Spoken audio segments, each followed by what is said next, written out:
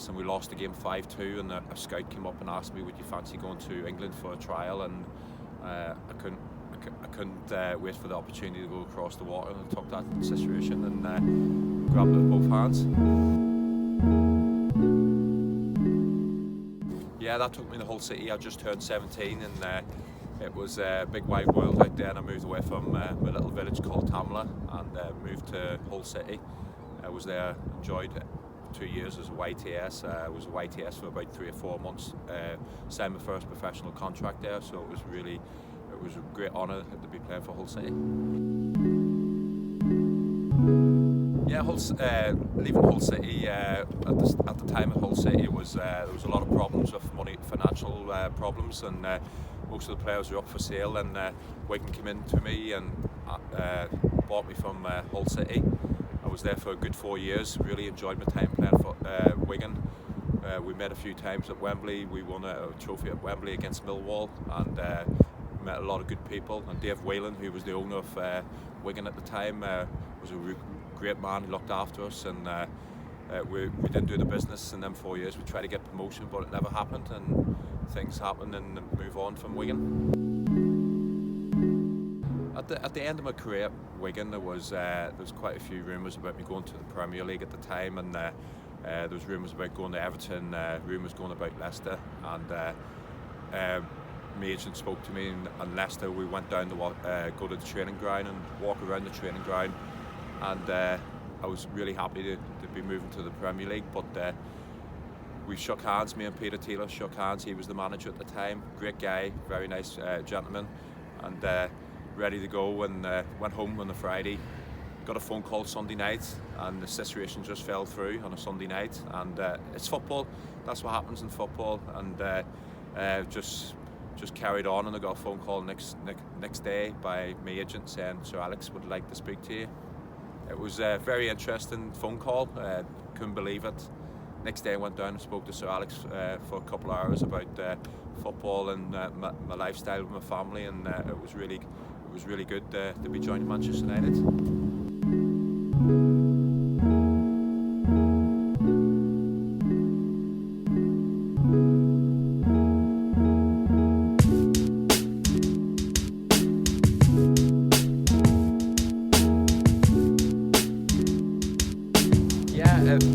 First of all, I went to Manchester United because my goalkeeping training, I wasn't having 24/7 goalkeeping training, and the situation for me, I spoke to Sir Alex Ferguson, and he said he'd be coming in behind Barthez, and I was happy enough to do that because I wanted to learn from the best. And Fabian Barthez, he was a great keeper. He was way in front of everybody else for the future. Like, remember the time he told me, Roy, we're not goalkeepers, we're players.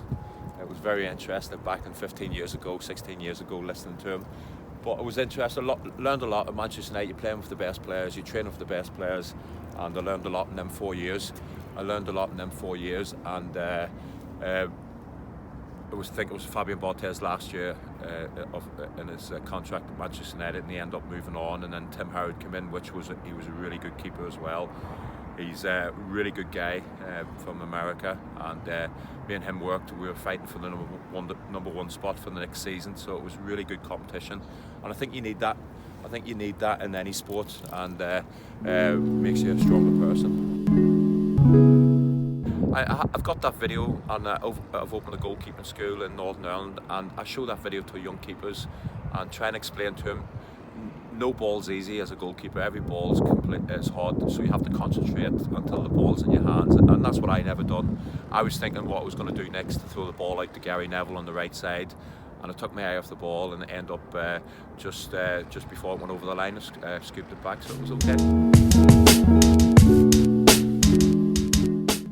Yeah, I'm quite open about it now, because when you're playing, you don't quite talk about your situation when you're a professional footballer, and I wish I did come out and talk about it at the time, but I never, and it just build up, and especially when you have a back injury. It took me 11 months to come back from the injury.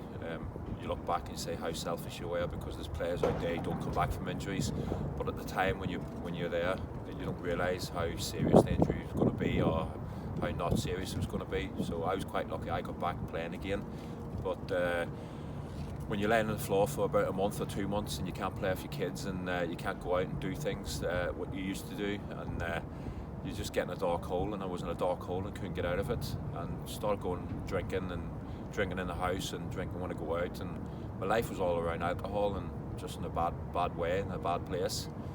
So that was going on for quite a while, and I was drinking with my wife and my agent, seeing what was happening, and they end up booking me into the rehab.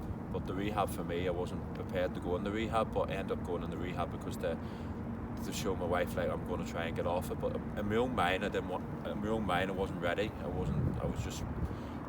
wasn't strong enough. So I came back out of rehab after just 6 days. So it wasn't really helpful to go in the rehab for me, because it just went in for 6 days. You're going to go in it you're supposed to be in it for 20 odd days, and I didn't do it. So I came back out, and I just carried on drinking for another year and a half, and we went out and had a few parties and woke up in an apartment and just didn't realise what I was doing. I looked in the mirror and didn't recognise myself in the mirror, and I just said, what am I doing? I've lost my family, I've lost my football career, don't know where I was going. I could end up killing myself here, because that's how depressed I was. Would you talk about your depression or your alcohol problems to a manager?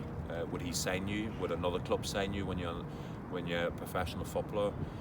So clubs do try and help, but the big problem this day and age now, you don't know what's happening in players' lives. They don't want to talk about it until they retire from football, and they all come out. And there's a lot of people out there do talk about their problems after the career, but you shouldn't really come out and talk about it before. But the problem is, as I said before, you're worried you're still playing, and you're worried about it's your job, really. People say it's your hobby, but it's your job and your family, and you have to provide for your family. So if you come out and talk about your problems, you'd be worried about a manager not going for you, because the big situation, the manager wants to win games. They want problems because the player has big problems like depression and alcohol, or even gambling is another big thing in sport. Yeah, I've travelled to a lot of clubs after leaving West Ham, and the big situation going to Rangers was I supported Rangers as a young lad, and it was once Walter Smith spoke to me on the phone, and I couldn't wait to get up to Rangers. And the big task was trying to get in the team, and they had a goalkeeper called Alan McGregor, who was a very good keeper. I didn't realise how good he was until I went up there and trained with him and seen him play, and it was really hard for me to get a game time. So I was up there for 6 months, and I only played one game, and then I decided to move back down south to play in the championships for Derby County, but they were in the Premier League at the time, and we got relegated that year and played a year in the championship, and a new manager came in, and things move on, and a new manager brought a goalkeeper in, and I left there to go to Denmark. Played in Denmark, enjoyed in Denmark, a lot of good people, nice country, football was quite decent, played in Europe, and was there for a year and a half, moved back home, and that's when things changed. I never had a club for 9 months. Things was really difficult, and I got a phone call from a Greek agent asking me, would you like to go to a team in Crete called Offi, and changed my life. Different culture, the weather was nice, family came out with me, and because the family never came to Denmark with me, so it was very difficult coming back and forward all the time. Never seen the family as much as I did, should do. Moved to Greece, the family came, enjoyed it. 6 months in Crete, and a big team called Olympiakos in Athens came in and bought me. And the family moved to Athens, and had a wonderful 2.5 years at Olympiakos. And met a lot of really good people outside football in Greece, and the family just really enjoyed it. My wife enjoyed it, the kids enjoyed it, and the lifestyle was good. You go down to the beach, relax, and the only downfall was training at night at 9 o'clock, because it's the only time we could train, because it was very warm in Athens and during the day, so we trained at night. But I got used to it after the year, and played a lot of good games for Olympiakos, especially in the Europa League and the Champions League as well. Decided to come back to the UK, was back playing for Northern Ireland, and we were starting a campaign in the Euros, and for me to come back to play English football, I think it was a better opportunity for me to come back and play. I came back home to my family, my family and my kids, and moved back to Northern Ireland. Got a phone call from Notts County.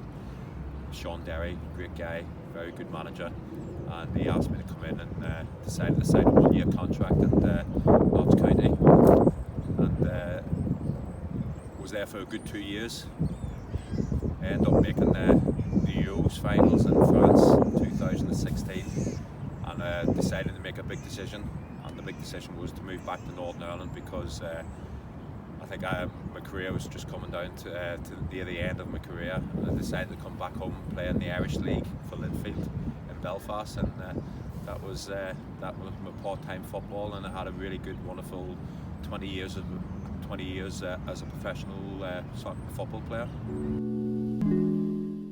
Yeah, I got a bad injury against Crusaders last season, and ended up going for an operation on my ACL. I ruptured my ACL, and I just this contract ran out at Linfield, and just decided to open a goalkeeping school in Northern Ireland and give the kids a chance, and that's where I'm at the moment. But I'm doing my coaching badges for my goalkeeping career, coaching career, and I'm looking forward to it. Well, it's great to have you as a Gloveglu global ambassador. You know, I know you and I have talked. We've got lots of plans together to get you involved in the brand, in terms of product development, in terms of us helping really keep the business on. As I say, it's an absolute pleasure. Thank you, Roy Carroll. Thank you.